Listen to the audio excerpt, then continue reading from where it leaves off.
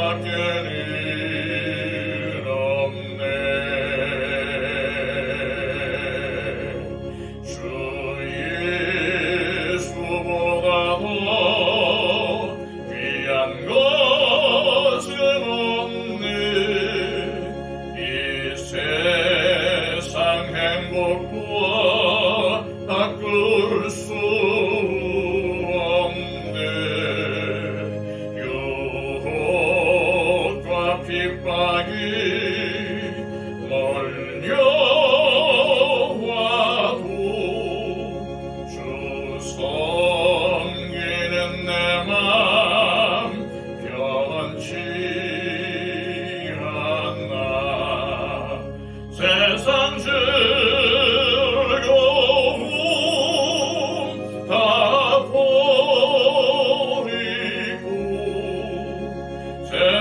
자랑 다 버렸네. 주 예수보다 더 귀한 것은 없네.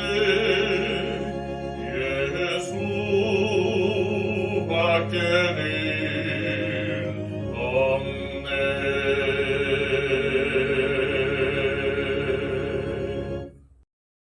찬송 한 장 더 부르겠습니다. 찬송가 430장입니다.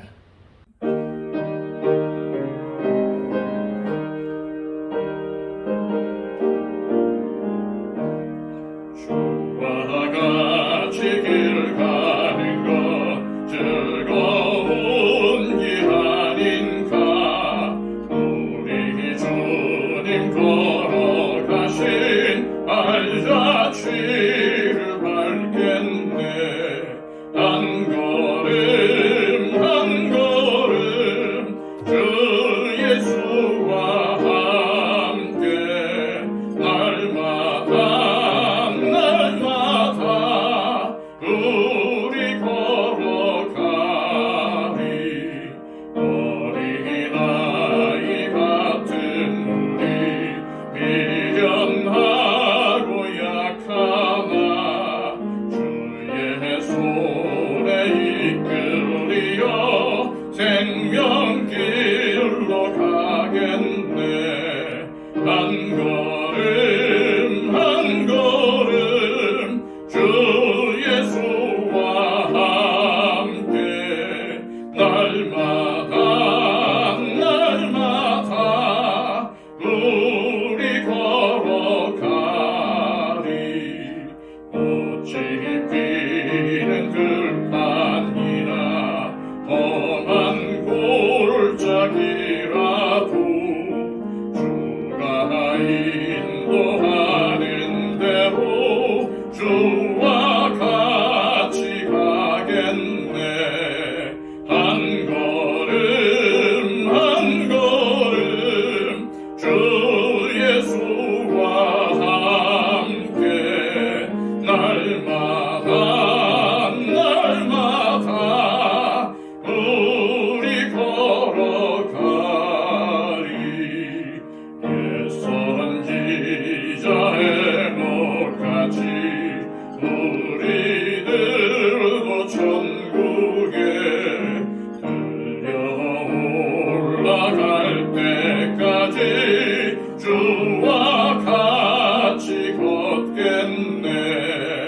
한 걸음 한 걸음 주 예수와 함께 날마다 날마다 우리 걸어가리. 이 시간 우리에게 주시는 하나님의 귀한 말씀은 신약성경 요한복음 4장 1절로 26절까지의 말씀입니다. 신약성경 146쪽입니다. 예수께서 제자를 삼고 세례를 베푸시는 것이 요한보다 많다 하는 말을 바리새인들이 들은 줄을 주께서 아신지라. 예수께서 친히 세례를 베푸신 것이 아니요 제자들이 베푼 것이라. 유대를 떠나사 다시 갈릴리로 가실새 사마리아를 통과하여야 하겠는지라. 사마리아에 있는 수가라 하는 동네에 이르시니 야곱이 그 아들 요셉에게 준 땅이 가깝고 거기 또 야곱의 우물이 있더라. 예수께서 길 가시다가 피곤하여 우물 곁에 그대로 앉으시니 때가 6시쯤 되었더라. 사마리아 여자 한 사람이 물을 기르러 왔음에 예수께서 물을 좀 달라 하시니 이는 제자들이 먹을 것을 사러 그 동네에 들어갔음이로라. 사마리아 여자가 이르되 당신은 유대인으로서 어찌하여 사마리아 여자인 나에게 물을 달라 하나이까 하니 이는 유대인이 사마리아인과 상종하지 아니함이로라. 예수께서 대답하여 이르시되 네가 만일 하나님의 선물과 또 네게 물 좀 달라 하는 이가 누구인 줄 알았더라면 네가 그에게 구하였을 것이요 그가 생수를 네게 주었으리라. 여자가 이르되 주여 물 기를 그릇도 없고 이 우물은 깊은데 어디서 당신이 그 생수를 얻겠사옵나이까? 우리 조상 야곱이 이 우물을 우리에게 주셨고 또 여기서 자기와 자기 아들들과 짐승이 다 마셨는데 당신이 야곱보다 더 크니까. 예수께서 대답하여 이르시되 이 물을 마시는 자마다 다시 목마르려니와 내가 주는 물을 마시는 자는 영원히 목마르지 아니하리니 내가 주는 물은 그 속에서 영생하도록 솟아나는 샘물이 되리라. 여자가 이르되 주여 그런 물을 내게 주사 목마르지도 않고 또 여기 물 기르러 오지도 않게 하옵소서. 이르시되 가서 네 남편을 불러오라. 여자가 대답하여 이르되 나는 남편이 없나이다. 예수께서 이르시되 네가 남편이 없다 하는 말이 옳도다. 너에게 남편 5이 있었고 지금 있는 자도 네 남편이 아니니 네 말이 참되도다. 여자가 이르되 주여 내가 보니 선지자로소이다. 우리 조상들은 이 산에서 예배하였는데 당신들의 말은 예배할 곳이 예루살렘에 있다 하더이다. 예수께서 이르시되 여자여 내 말을 믿으라. 이 산에서도 말고 예루살렘에서도 말고 너희가 아버지께 예배할 때가 이르리라. 너희는 알지 못하는 것을 예비하고 우리는 아는 것을 예비하노니 이는 구원이 유대인에게서 남이라. 아버지께 참되게 예비하는 자들은 영과 진리로 예비할 때가 오나니 곧 이때라. 아버지께서는 자기에게 이렇게 예비하는 자들을 찾으시느니라. 하나님은 영이시니 예비하는 자가 영과 진리로 예비할지니라. 여자가 이르되 메시아 곧 그리스도라 하는 이가 오실 줄을 내가 아노니 그가 오시면 모든 것을 우리에게 알려주시리이다. 예수께서 이르시되 네게 말하는 내가 그라 하시니라. 아멘.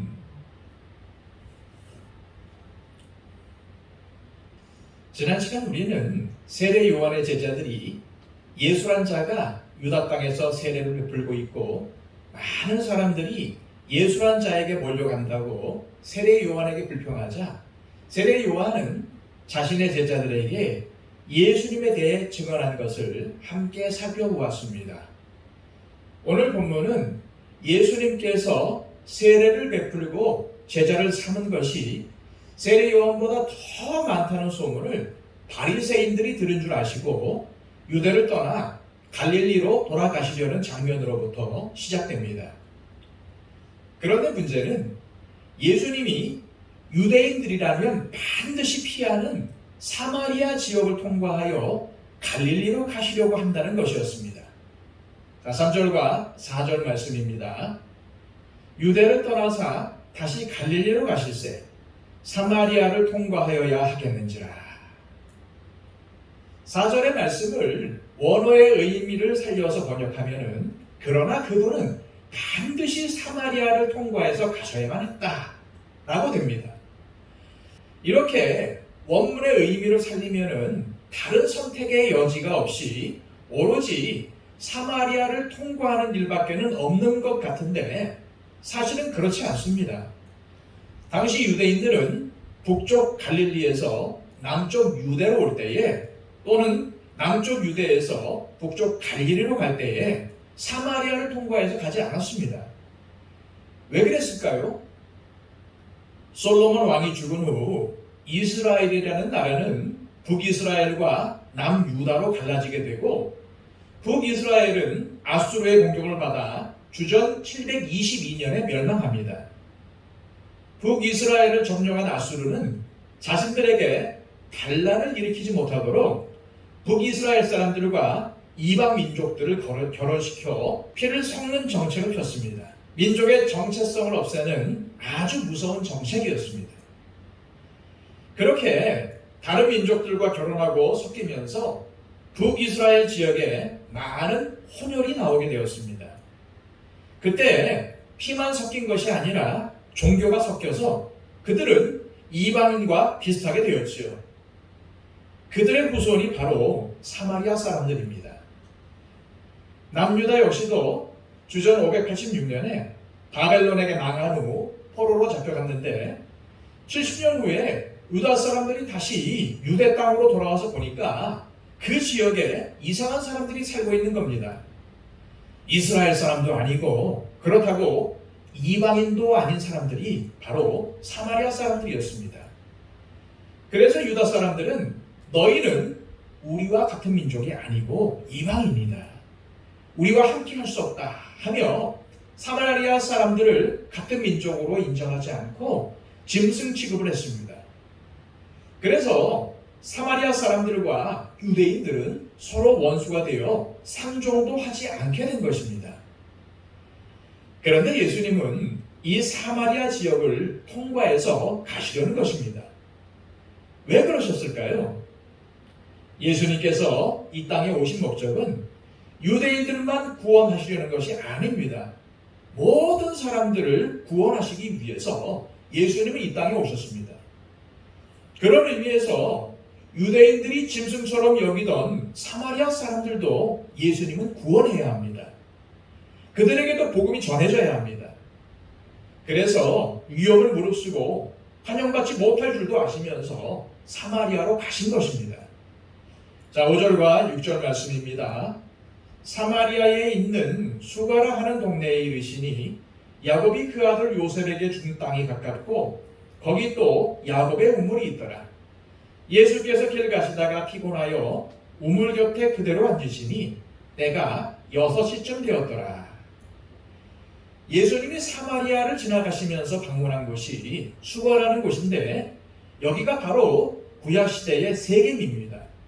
그런데 거기에 야곱이 정착하여 살면서 판 우물이 있었는데 그것이 바로 오늘 본문의 야곱의 우물인 것입니다. 그리고 그곳에 예수님께서 오신 것이죠. 이때의 시간이 6시였는데 우리 시간으로는 정오를 말합니다. 중동지방의 낮 12시는 정말로 뜨겁고 덥습니다. 그런데 그 시간에 한 여인이 물을 기르러 나왔습니다. 시원한 시간에 나오지 않고 아무도 나오지 않는 뜨거운 한낮에 물을 길러 나온 것. 그리고 홀로 나왔다는 것은 이 여인이 굉장히 소외된 삶을 살고 있었고 또한 다른 사람 만나기를 꺼린다는 것을 짐작할 수 있습니다. 나중에 그 이유가 나오지만 그 동네에서 비참한 삶을 살고 있던 이 여인에게 관심을 가지고 도와줄 사람은 아무도 없었습니다. 이 여인은 비참한 삶을 살고 있는데 그렇게 살고 싶어서 그런 것이 아니었을 겁니다. 어떻게 하다 보니까 순간순간 잘못된 결정을 내리면서 이러한 비참한 지경에 이르고 만 것이죠. 그러나 동네 사람들은 아무도 그 여인을 불쌍히 여기지 않았습니다. 꼴 좋다 하고 뒤에서 수근거리며 비난했지만 아무도 그녀의 고통과 외로움을 이해하려는 사람은 없었습니다. 그런데 예수님은 그러한 절망적인 상황 속에서 죽지 못해 살아가던 이 여인에게 일부러 찾아오신 것입니다. 예수님이 아무런 이유 없이 뭐하러 땡볕에 그것도 사마리아처럼 유대인들이 피하는 곳에 오셨겠습니까? 온전히 이 여인 한 사람을 위해서 오신 겁니다. 유대인들이 절대 지나가지 않는 사마리아로 가신 예수님은 이 지역 중에서도 수가로 가셨고 또 하필이면 뜨거운 낮 12시에 가셨습니다. 바로 그 시간에 이 여인이 나오기 때문입니다. 이 여인이 그 시간에 여기를 나오는 것을 알고 계셨기에 그녀를 만나기 위해 이때 이곳으로 오셔서 기다리신 것입니다. 이윽고 기다리던 여인이 오자 예수님은 먼저 이 여인에게 물을 좀 달라고 하시며 말을 거십니다. 그런데 사마리아 여인인 이 여인의 입장에서 볼 때에 유대인인 예수님이 사마리아 여인에게 말을 거신 것은 아주 이상하고 이례적인 일이었습니다. 그래서 여인은 이렇게 반문합니다. 9절입니다. 사마리아 여자가 이르되 당신은 유대인으로서 어찌하여 사마리아 여자인 나에게 물을 달라 하나이까 하니 이는 유대인이 사마리아인과 상종하지 아니함이로라. 앞에서도 잠깐 말씀드렸지만 여인들은 뜨거운 대낮에 물을 기르러 나오지 않습니다. 대개 아침에 오든지 아니면 저녁 때 오든지 시원한 때에 옵니다. 그런데 이 여인이 아무도 오지 않는 이때 왔다는 것은 보기 싫은 사람들과 마주치기 싫었든지 아니면 다른 사람들이 자기를 보며 수군대는 것을 싫어했든지 그런 이유였습니다. 예수님 입장에서도 사실 이것은 굉장한 사건입니다. 혼자 있는 여자에게, 그것도 사마리아 여자에게 말을 건다는 것은 그 당시에는 있을 수 없는 파격적인 일입니다. 만약 누가 보았다면 충분히 구설수에 오를 수 있는 일이었지요. 왜냐하면 유대인들과 사마리아인들은 서로 완전히 원수였고 유대인 남자는 어떤 여자든 밖에서 혼자 만나면 안 됩니다. 그리고 사람이 아무도 오지 않는 한낮에 물을 기르러 온 여인이라면 부정한 여인일 가능성이 높습니다. 아무도 오지 않을 때 오니까 그렇습니다. 여인은 유대인과 사마리아인은 서로 상종하지 않는다는 것을 알기에 예수님이 이상했을 것입니다. 그래서 당신은 유대인으로서 어찌하여 사마리아 여자인 나에게 물을 달라고 합니까? 이 말은 당신네는 당신네고 우리는 우리이고 서로 상종하지 않는데 서로 거들떠보지도 않고 원수처럼 여기는 사이인데 왜 말을 거느냐라는 의미로 답을 했던 것입니다. 하나님은 천지를 창조하신 후에 당신이 창조하신 세상을 보시면서 보기에 좋다라고 하셨습니다. 모든 것이 조화를 이루는 모습이 보시기에 좋으셨다는 뜻입니다. 그런데 사람들은 자꾸 나눕니다. 구분을 넘어서 차별을 합니다. 사람을 구분하는 것은 괜찮습니다. 그런데 그것이 차별로 이어지면 악한 것입니다. 제2차 세계대전 때 나치가 유대인들을 차별하고 학살하지 않았습니까? 그게 다 자기 민족의 우수성을 자랑하기 위해서였습니다. 우리나라에서도 얼마나 계층 간의 갈등이 많습니까? 강북과 강남, 자가와 전세, 월세, 거국 외제차와 국산차 등 자꾸 구분하고 그것을 넘어서 차별합니다. 나는 너희와 다른 사람이다. 너희와 우리는 서로 상종할 뿌리가 아니다. 하며 자꾸 구분하고 나눕니다. 예수님은 단순히 사마리아 여자에게만 말씀하시는 게 아닙니다. 오늘날 우리에게도 말씀하시는 것입니다. 왜 자꾸 담을 만드냐? 왜 자꾸 벽을 세우냐? 사람들은 눈에 보이지 않는 벽을 만들어 놓고는 우리는 우리끼리, 너희는 너희끼리 살아라. 여기로 넘어올 수 없다. 라고 말하며 선을 긋습니다. 그리고 이러한 것들이 지금까지도 우리의 문제로 남아 있습니다. 그런데 예수님은 뭐라고 하셨습니까? 너희가 성령을 받으면 예루살렘과 온 유대와 사마리아와 땅끝까지 이르러 내 증인이 될 것이다 라고 하셨습니다. 예루살렘과 유대뿐 아니라 사마리아를 포함시키셨습니다. 예수님의 이 말씀은 복음에는 구분이 없다는 겁니다. 차별이 없다는 겁니다. 이것을 깨달은 사도 바울은 예수님 안에서는 유대인이나 이방인이 따로 없다라고 외치지 않았습니까? 복음이야말로 차별의 경계를 무너뜨리는 능력입니다. 복음 밖에는 없습니다. 복음 외에 이러한 차별을 무너뜨릴 수 있는 것이 무엇이 있겠습니까? 정부가 정책을 세우지만 그것이 문제를 해결하지는 못합니다. 왜냐하면 인간의 죄성 때문에 자꾸 구별하고 차별하고 나누려는 게 있기 때문에 해결이 안 되는 것입니다. 그런데 정부가 정책을 세우면은 사람들이 억지로 따라가는 것이지 그게 어떻게 근본적인 해결책이 되겠습니까?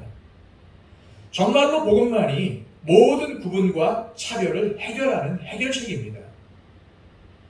그런데 복음은 단순히 예수님을 믿으면 천국 갑니다. 예수님 믿고 구원 받으세요. 라며 전도지를 나눠주는 차원이 아닙니다. 물론 그것도 필요하지만 그것을 뛰어넘어서 이 땅에 사는 동안 아무렇게 사는 것이 아니라 하나님을 사랑하는 삶, 이웃을 사랑하는 삶을 사는 것입니다. 사마리아 사람들도 이웃이라는 겁니다. 자꾸 구별짓고 차별하는 것이 아니라 이웃 사랑하기를 실천하는 것이 진정한 복음 전파입니다. 그분과 편견에 사로잡혀서 굉장히 까칠하게 나오는 사마리아 여인에게 예수님은 이렇게 말씀하십니다. 10절입니다. 예수께서 대답하여 이르시되 네가 만일 하나님의 선물과 또 네게 물 좀 달라 하는 이가 누구인 줄 알았더라면 네가 그에게 구하였을 것이요 그가 생수를 네게 주었으리라. 예수님은 이 여인에게 물을 달라고 해놓고서는 오히려 거꾸로 말씀하십니다. 하나님의 선물과 물을 달라고 하는 사람이 누구인 줄 알았더라면은 도리어 네가 나에게 물을 달라고 요청했을 것이다. 그러면 내가 너에게 생수를 주었을 것이다. 예수님은 지금 자신이 유대인 남자라는 문화적, 역사적 한계에 갇힌 사람이 아니라 하나님에게서 오신 분이라는 것을 여인에게 분명히 말씀하고 계십니다. 그리고 예수님이 이 여인에게 물을 달라고 하신 것은 사실 이 여인에게 다른 차원의 물을 주시기 위해서 그것을 수단으로 삼으신 것 뿐입니다. 여자가 이해할 수 있도록 물이라는 것으로 대화를 하신 것 뿐입니다. 자, 11절과 12절 말씀입니다. 여자가 이르되 주여 물기를 그릇도 없고 이 우물은 깊은데 어디서 당신이 그 생수를 얻겠사옵나이까? 우리 조상 야곱이 이 우물을 우리에게 주셨고 또 여기서 자기와 자기 아들들과 짐승이 다 마셨는데 당신이 야곱보다 더 크니까? 사마리아 여인은 지금 이 상황이 이해가 안 갑니다. 자기에게 물을 달라고 한 사람이 오히려 자기에게 생수를 주겠다고 합니다. 그런데 이 사람은 물을 기를 그릇도 없습니다. 게다가 이 우물은 아주 깊습니다. 도대체 어디서 생수를 구하여 주겠다는 말인지 이해가 안 간 겁니다. 그때 예수님이 놀라운 말씀을 하십니다. 13절, 14절 말씀입니다. 예수께서 대답하여 이르시되 이 물을 마시는 자마다 다시 목마르려니와 내가 주는 물을 마시는 자는 영원히 목마르지 아니하리니 내가 주는 물은 그 속에서 영생하도록 솟아나는 샘물이 되리라. 무슨 말씀입니까? 사람들이 말하는 물이 아니라는 겁니다. 예수님의 말씀은 너무나도 놀라운 대답입니다. 목마름이 해결되는 해답입니다. 예수님께서 주시는 물을 마시면은 영원히 목마르지 아니할 것이며 그것을 마시는 사람 안에서 그 물은 영생에 이르게 하는 샘물이 될 것이라고 하십니다. 이것이 얼마나 놀라운 말씀입니까? 예수님은 이제는 물에 관한 이야기에서 영생에 관한 이야기로 주제를 옮기십니다. 그러자 여인이 뭐라고 말합니까? 15절입니다. 여자가 이르되 주여 그런 물을 내게 주사 목마르지도 않고 또 여기 물기르러 오지도 않게 하옵소서. 이 여인은 한 번만 마시면은 다시는 목마르지 않는 그런 물이 있다니까 자기에게도 달라고 합니다. 이 여인이 왜 이 물을 원하는 것일까요? 그 물을 마시고 영원히 목마르지 않으면 다시 이곳에 물을 기르러 올 필요가 없기 때문입니다. 왜 물을 기르러 오고 싶지 않습니까? 동네 사람들을 별로 만나고 싶지도 않고 그들과 엮이고 싶지도 않고 조용히 숨어서 지내고 싶기 때문입니다. 그런데 예수님은 이 여인의 종곡을 찌르는 말씀을 하십니다. 16절입니다. 이르시되 가서 네 남편을 불러오라. 물 이야기를 하다가 갑자기 남편을 불러오라고 하신 것입니다. 이때 여인은 망치로 머리를 맞은 것 같은 느낌을 가졌을 것입니다. 예수님은 왜 이 여인의 남편을 불러오라고 하신 것일까요? 이 여인의 남편이 누군지 궁금하셨기 때문일까요? 아닙니다. 바로 이것이 이 여인에게 있는 문제의 핵심이라는 것을 아셨기 때문입니다. 아무리 물을 마셔도 금세 다시 목이 마르듯이 예수님은 이 여인의 영적 갈증, 즉 지금 채워지지 않는 마음이 하나님과의 관계에 문제가 있어서 그렇다는 것, 그것이 해결되어야 이 갈증이 해결된다는 것을 알고 계셨습니다. 그래서 갑자기 남편 이야기를 꺼내신 것입니다.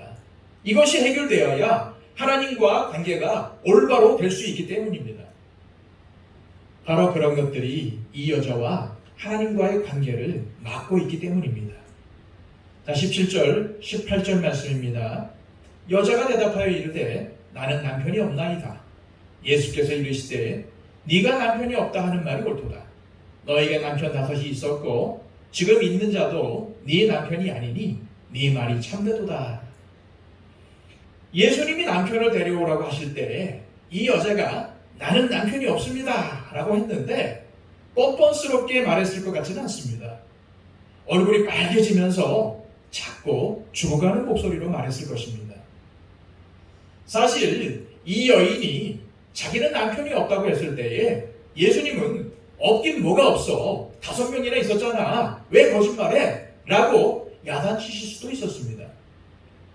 그런데 우리 예수님은 네 말이 옳다. 네가 한 말이 맞는다. 라고 긍정해 주셨습니다. 지금 같은 시대에도 남편이 5명이나 있었다면 정상적인 삶은 아닙니다. 이 여인이 어떻게 이러한 삶을 살게 되었는지는 정확히 알 수는 없습니다. 하지만 분명한 것은 이 여인에게는 5명의 남편이 있었고 지금 또 다른 사람과 사는데 그 남자는 남편이 아니라 동거인이라는 사실입니다. 그렇다면 이 여자는 정상적인 삶을 사는 여자는 아닙니다. 그 당시는 이혼을 한 번만 하는 것도 큰일인데 5번이나 그랬다는 것과 또 6번째 남자가 있다는 것을 보면 그렇습니다. 자신의 숨기고 싶은 비밀을 다 아는 예수님에게 이 여인은 너무나 큰 충격을 받고 이야기합니다. 자, 19절, 20절입니다. 여자가 이르되 주여 내가 보니 선지자로소이다. 우리 조상들은 이 산에서 예배하였는데 당신들의 말은 예배할 곳이 예루살렘에 있다 하더이다. 사실 이 여인이 이런 말을 한 것은 2가지의 가능성이 있습니다. 자기의 숨기고 싶은 치부가 드러나니까 재빨리 화제를 다른 데로 돌린 것일 수도 있고 아니면 자기가 정말 궁금했지만 답을 알 수가 없었는데 예수님이 자기의 비밀을 알 정도면 하나님이 보내신 사람이 맞는 것 같고 그렇다면 이 사람이 답을 주실 수 있지 않을까 하여 예배 이야기를 꺼낸 것일 수도 있습니다. 여하튼 이 여인은 어디서 예배해야 합니까?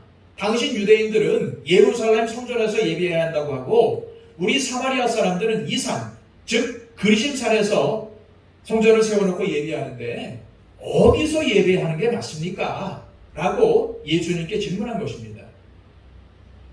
21절, 22절 말씀입니다. 예수께서 이르시되 여자여 내 말을 믿으라. 이 산에서도 말고 예루살렘에서도 말고 너희가 아버지께 예배할 때가 이르리라. 너희는 알지 못하는 것을 예배하고 우리는 아는 것을 예배하노니 이는 구원이 유대인에게서 남이라. 구원이 유대인에게서 난다는 이 예수님의 말씀은 유대인이 우월하다는 말씀이 아니라 예수님이 유대인으로 오셨으니까 자신에게서 난다는 의미입니다. 그런데 이 산에서도 말고 예루살렘에서 말고 라고 하시면 그 다음에는 제3의 장소에서 예배해라 하셔야 맞지 않습니까? 그런데 여기도 아니고 저기도 아니고 하며 장소를 이야기하시다가 갑자기 예배의 때를 말씀하십니다. 23절, 24절 말씀입니다. 아버지께 참되게 예배하는 자들은 영과 진리로 예배할 때가 오나니 곧 이때라. 아버지께서는 자기에게 이렇게 예배하는 자들을 찾으시느니라. 하나님은 영이시니 예배하는 자가 영과 진리로 예배할지니라. 예수님이 왜 이 말씀을 하셨을까요? 그것은 하나님께 진정으로 예배하는 것이 중요하지 어디서 하는 것이 중요한 게 아니라는 의미에서 이 말씀을 하신 것입니다. 과거의 상처와 비밀과 은밀한 죄를 그냥 숨겨둔 채로 유대인들이 주장하는 예루살렘에서 예배하든 사마리아인들이 주장하는 그리심산에서 예배하든 아무 소용이 없다는 겁니다. 그 죄의 문제를 해결하고 진짜로 하나님께 예배를 드려야 한다는 것입니다. 작은 교회에서 그냥 몇 명이 모여 예배를 하든 몇천 명, 몇만 명이 모여 대형교회에서 예배를 하든 그게 중요한 것이 아니라는 것입니다. 영과 진리로 온 마음을 다해 하나님을 예배하는 게 중요하다는 말씀입니다. 예수님은 왜 영과 진리로 드리는 예배가 중요한지에 대해 두 가지를 말씀하십니다. 먼저 하나님은 영이시기 때문입니다. 또한 하나님께서 우리가 영과 진리로 예배하는 것을 원하시기 때문입니다. 하나님께서 영과 진리로 예배하는 자들을 찾으신다는 말은 곧 그러한 사람들을, 그러한 예배를 원하신다는 뜻입니다. 결국 예수님의 말씀의 핵심은 영과 진리에 있습니다. 그렇다면 그 의미가 무엇입니까? 여기서 영을 성령으로 해석하는 사람도 있고 단순히 인간의 영으로 해석하는 사람들도 있습니다. 어느 쪽으로 해석하든 영으로 예배해야 한다는 말은 예배가 결국 형식과 예전과 규율의 문제가 아니고 사람의 중심에서 우러나오는 예배를 드려야 한다는 뜻입니다. 또한 진리로 예배한다는 것은 뭔지는 몰라도 그냥 뜨겁게 예배만 드리면 된다라는 것이 아니라 하나님이 누구신지 정확히 아는 신앙적 지식의 기초 위에서 하나님께 예배를 해야 한다는 뜻입니다. 결국 정리하면은 영과 진리로 예배를 드리라는 말은 하나님께서 어떠한 분이신지에 대한 진정한 알을 바탕으로 해서 우리의 모든 정성을 다해 하나님께 예배를 드리는 것을 말하는 것입니다. 그런데 우리가 영과 진리로 예배하려면 두 가지가 필요합니다. 먼저 주님에 대한 섬김이 있어야 합니다. 영어로 예배를 서비스라고 하는데 이 서비스는 섬김이란 뜻입니다. 이것은 예배에 하나님에 대한 섬김이 들어있어야 한다는 것을 보여줍니다. 또한 우리가 예배할 때 가져야 할 또 다른 요소는 완전한 순종입니다. 주님께 예배를 드린다는 것은 그분께 순종한다는 의미도 포함되어 있는 것입니다. 그런데 지금의 예배에서 문제가 되는 것은 형식이 예배의 정신을 잡아먹었다는 것입니다. 사실 예배의 순서들은 영과 진리로 예배하도록 돕기 위한 것이 목적입니다.